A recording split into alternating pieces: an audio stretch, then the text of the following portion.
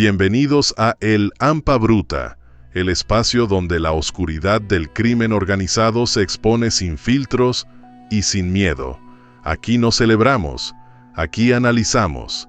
Historias reales, crudas y estremecedoras que marcaron territorios con sangre, poder y traición. Hoy viajamos al corazón de Colombia, donde las ruinas del Cártel de Cali dieron paso a una nueva generación de capos despiadados, traicioneros y hambrientos de control absoluto.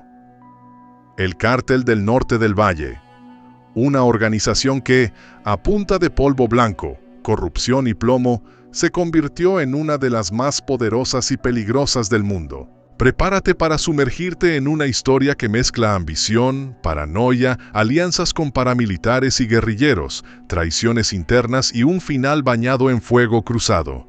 Esto no es ficción. Esto es El Hampa Bruta. Cuando los gigantes caen, no dejan un vacío. Dejan escombros humeantes, guerras internas y una larga sombra que sigue extendiéndose años después de su final. A mediados de los años 90, cuando los restos del imperio de los Rodríguez Orejuela comenzaban a desmoronarse y Pablo Escobar ya era solo un recuerdo sangriento en la memoria de Colombia, una nueva bestia emergía del polvo de los viejos titanes. Nacía el Cártel del Norte del Valle, un monstruo hecho de traición, ambición desmedida y sangre. No fue creado por idealistas ni por revolucionarios, sino por herederos frustrados, por hombres que vieron cómo los antiguos jefes del Cártel de Cali se rendían ante la justicia, pactaban condenas suaves y salvaban sus fortunas, mientras ellos se quedaban con las sobras. El 1993 marcó un punto de quiebre tras el fallecimiento de Escobar y con el Cártel de Cali tambaleando. Una serie de reuniones secretas entre los altos mandos buscaban cerrar el ciclo del crimen organizado. Los hermanos Rodríguez Orejuela querían entregar el negocio, negociar con el Estado colombiano penas mínimas y conservar sus bienes, pero no todos estaban dispuestos a firmar el retiro voluntario. En la sombra, hombres como Orlando Henao Montoya, conocido como el hombre del overol, no solo rechazaron la paz, la despreciaron. Para Henao y sus aliados, la disolución del Cártel de Cali no era un final, sino una oportunidad. Nacía entonces el Cártel del Norte del Valle, con su centro de operaciones en el suroeste colombiano. Desde ciudades como Cartago, Buga, Tuluá y sobre todo Buenaventura, el corazón marítimo de su imperio, esta nueva organización reconfiguró el mapa del crimen organizado en América Latina. Orlando Henao no era un capo tradicional. Tenía un perfil bajo, vestía sencillo, y su apodo reflejaba su estilo. Discreto, meticuloso, letal. Su estructura criminal no solo era eficaz, sino brutal.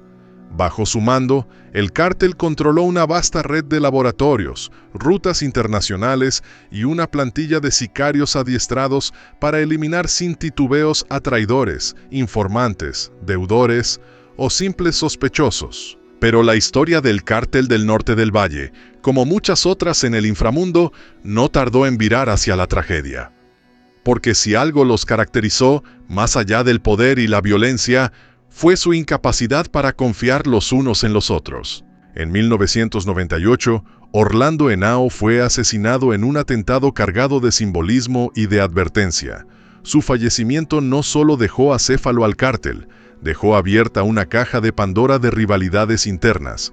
Dos figuras emergieron como sucesores naturales: Diego León Montoya Sánchez, alias Don Diego, y Wilber Varela, alias Jabón. Ambos eran herederos del trono, y ambos sabían que solo uno podía quedarse con la corona. Don Diego representaba el poder económico, las conexiones con políticos locales, empresarios, paramilitares. Era un capo al estilo antiguo, con una estructura sólida, pragmático, calculador. Su ejército se conocía como los Machos, y estaba formado por cientos de hombres armados con apoyo de las Autodefensas Unidas de Colombia, las AUC, una organización paramilitar que protegía laboratorios, rutas y socios del cártel a cambio de dinero y polvo blanco. Jabón, en cambio, era un hombre de guerra. Era el encargado del aparato sicarial de Orlando Henao, un sicario convertido en capo con un instinto asesino pulido por años de ajustes de cuentas. Su estructura, los rastrojos, era más ágil, más descentralizada, con alianzas que incluían tanto a grupos guerrilleros como las FARC, como a policías corruptos. Su visión del negocio era menos jerárquica, más violenta, más impredecible. Lo que vino después fue una carnicería. Entre 2003 y 2004, las calles del Valle del Cauca se tiñeron de sangre. Los machos contra los rastrojos, paramilitares contra guerrilleros, sicarios contra sicarios. 1000 muertos en menos de 2 años. Los asesinatos no eran selectivos. Caían contadores, pilotos, novias, abogados, alcaldes, jueces. Cualquiera que tuviera una pizca de conexión con una facción era automáticamente sospechoso para la otra. La paranoia era absoluta. Nadie dormía tranquilo. Y en medio del caos, el polvo blanco seguía fluyendo. Porque si algo sabían hacer, era mover la sustancia. A través del puerto de Buenaventura, el cártel del norte del Valle controló hasta el 60% del polvo blanco que entraba a Estados Unidos. Rutas bien aceitadas, barcos rápidos, avionetas camufladas, submarinos caseros. Todo valía para mantener el negocio vivo. Las ganancias se contaban en miles de millones. El riesgo en cadáveres. Pero como toda guerra civil, esta tenía fecha de caducidad. A medida que los cadáveres se apilaban, los enemigos crecían. El Estado colombiano, con el apoyo de la DEA y el FBI, intensificó su cacería. La extradición volvió a ser una amenaza real, y muchos comenzaron a traicionar a sus jefes por un boleto a Miami y una celda con aire acondicionado. Uno de los primeros en saltar fue Juan Carlos Ramírez Abadía, alias Chupeta, uno de los más astutos operadores financieros del cártel. Fue detenido en 2007 en Sao Paulo, Brasil, en la lujosa zona de Aldeia da Serra, junto a su piloto de confianza, el ítalo-brasileño CNGP, quien luego sería liberado por falta de pruebas como miembro activo de la organización. Pero la caída más estruendosa fue la de Don Diego. Capturado en septiembre de 2007, su arresto marcó un antes y un después en la historia del cártel. Jabón, sin rival aparente, pensó que era el dueño absoluto del crimen organizado en el Valle del Cauca, pero no contaba con los fantasmas que había dejado atrás. En el mundo del narco, el que sobrevive no es el más fuerte, sino el más paranoico, y aún así, la paranoia también mata. Con Diego Montoya tras las rejas, muchos pensaron que la guerra había terminado, pero se equivocaron. Wilber Varela, alias Jabón, creyó por un instante que había ganado, que el camino al poder absoluto estaba libre de obstáculos.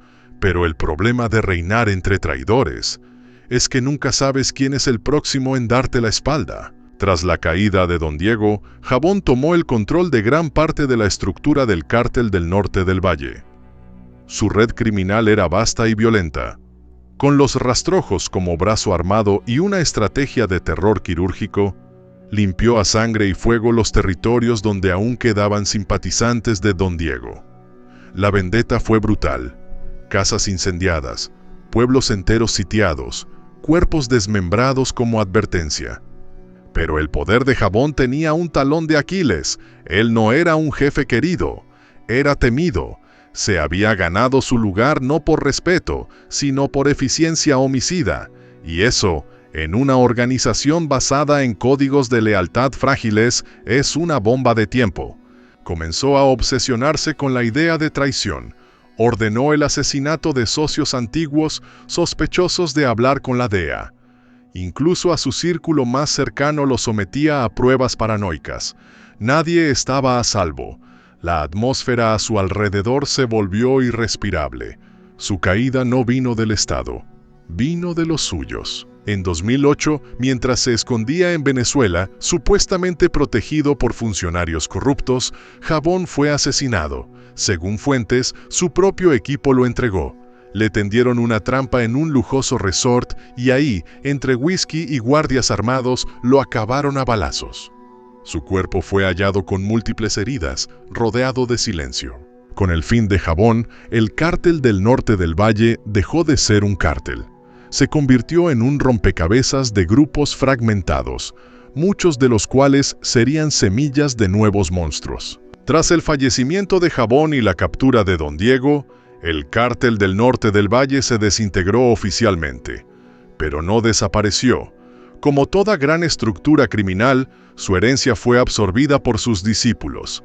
Los machos y los rastrojos siguieron operando como organizaciones autónomas, y aunque debilitados, aún tenían nombres, armas, rutas y contactos.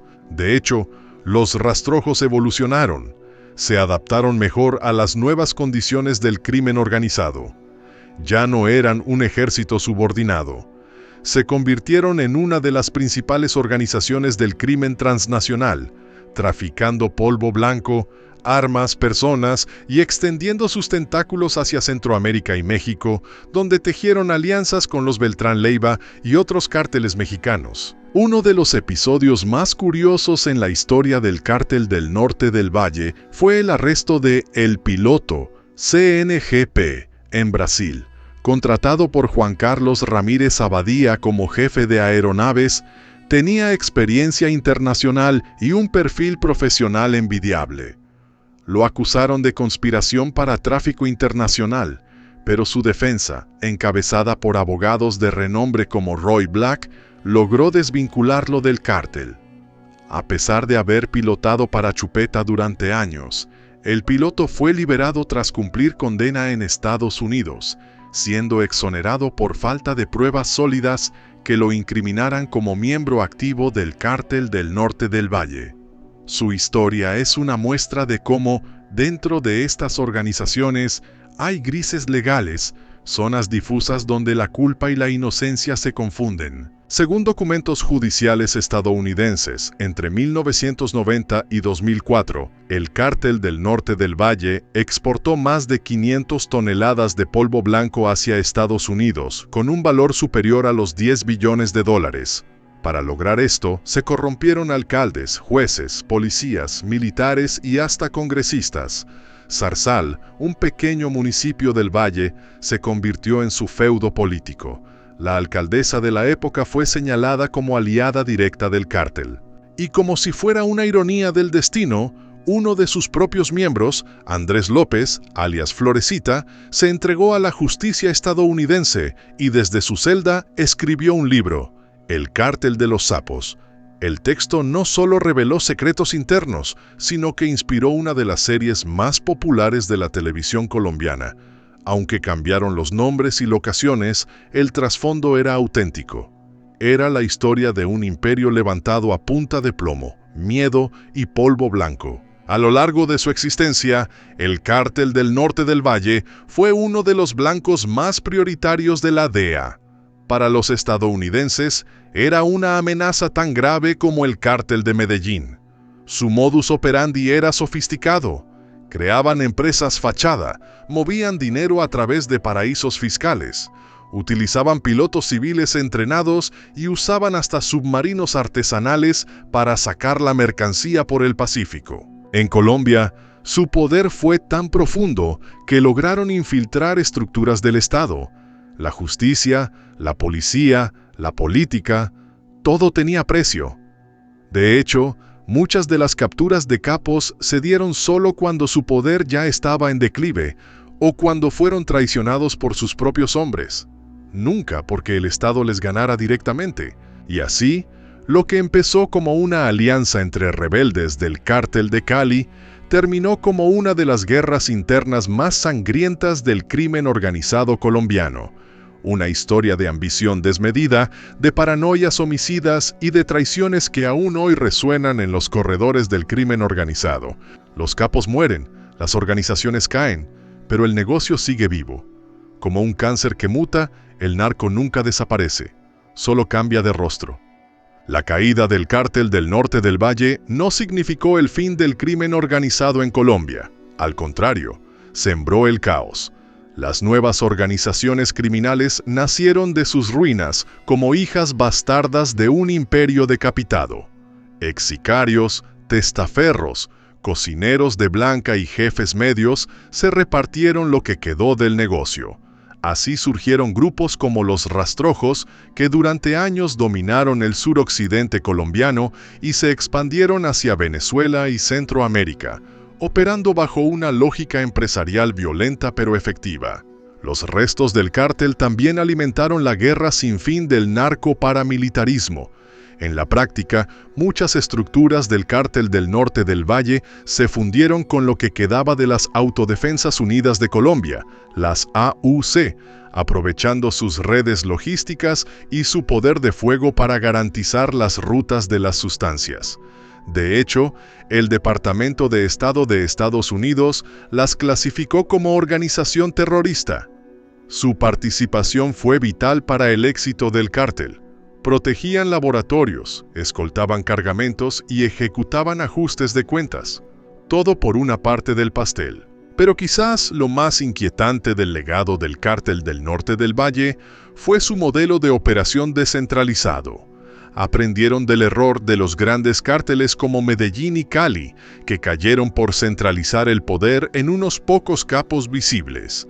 El Norte del Valle funcionó más como una federación de células criminales, conectadas por alianzas, familiares o negocios. Esto les permitió operar con mayor sigilo, y también sembró las semillas de su destrucción, porque sin una cabeza las facciones se devoraron entre sí. Uno de los aspectos menos discutidos, pero más graves, fue la penetración política del cártel. En municipios como Zarzal, Valle del Cauca, el poder del Cártel del Norte del Valle se institucionalizó. Candidatos eran financiados por narcos, y una vez en el poder, les devolvían el favor facilitando licitaciones, protección y hasta la omisión de operativos policiales. Hubo testimonios de cómo, durante elecciones, sicarios escoltaban a votantes leales para asegurarse de que marcaran la casilla correcta. Fue el sueño del narco hecho realidad, tener no solo armas y rutas, sino también alcaldías y despachos judiciales. El narco dejó de ser un negocio clandestino para convertirse en un sistema paralelo de poder. Así sobrevivió tanto tiempo, así prosperó. El puerto de Buenaventura fue la joya de la corona del Cártel del Norte del Valle. Desde allí salían toneladas de blanca rumbo a México, para luego cruzar a Estados Unidos mediante alianzas con los Beltrán Leiva y otros cárteles mexicanos. El control de este puerto no solo implicaba corrupción en la aduana, sino también violencia extrema, peleas entre facciones, masacres en zonas costeras, desplazamientos forzados y desapariciones. A veces, cargamentos enteros eran vigilados por comandos de élite armados hasta los dientes. Para asegurar las rutas, el cártel utilizaba desde barcos camaroneros y lanchas rápidas hasta submarinos artesanales, fabricados en la selva por ingenieros locales. También usaban avionetas ligeras que aterrizaban en pistas clandestinas en mitad del valle, muchas de ellas escondidas en fincas lujosas de fachada agrícola. Era un sistema de tráfico milimétricamente diseñado, con tecnología, logística y contactos internacionales. En 2008, con el fallecimiento de Jabón y la prisión de Don Diego, los dos pilares del Cártel del Norte del Valle se desmoronaron. Sus reemplazos no duraron mucho. Óscar Varela García, alias Capachivo, intentó asumir el mando, pero fue capturado en julio de ese mismo año. Juan Carlos Ramírez Abadía, alias Chupeta, cayó en Brasil con una fortuna multimillonaria y una nueva cara, literalmente. Se había sometido a múltiples cirugías plásticas para ocultar su identidad. Uno a uno, los líderes fueron cayendo, pero el sistema que habían creado seguía latiendo. Muchas de sus rutas y contactos pasaron a nuevas organizaciones. Algunas se disfrazaron de guerrilla, otras de empresarios, otras más simplemente cambiaron de nombre. Pero la maquinaria nunca se detuvo. Uno de los casos más notorios fue el de Andrés López López, alias Florecita. Tras entregarse, colaboró con las autoridades estadounidenses y como parte de su proceso de redención, escribió el libro El Cártel de los Sapos, donde detalló con nombres y fechas la historia del Cártel del Norte del Valle. El libro se convirtió en un bestseller y luego en una serie de televisión que rompió récords. Pero exponer esa verdad no fue gratis. Tuvo que vivir bajo custodia, cambiar de identidad y abandonar Colombia para siempre. En el mundo del narco, traicionar el silencio es firmar tu sentencia de desenlace fatal. Hoy, el nombre del Cártel del Norte del Valle ya no aparece en los informes oficiales, pero su sombra sigue presente. Sus métodos, rutas y redes de corrupción aún están activos. Muchos de sus antiguos miembros siguen operando, ya no bajo ese nombre, pero sí con la misma sangre fría. El Cártel del Norte del Valle fue más que un cártel, fue un laboratorio criminal, un modelo adaptable, clandestino, eficaz y despiadado. Un cáncer que aún se está metastatizando por Colombia, México y Estados Unidos. Porque si algo enseñó el Cártel del Norte del Valle es que en el negocio del narco lo único permanente es un desenlace fatal. Y aún así, siempre hay alguien dispuesto a ocupar el trono vacío. El final del Cártel del Norte del Valle no llegó con justicia ni redención.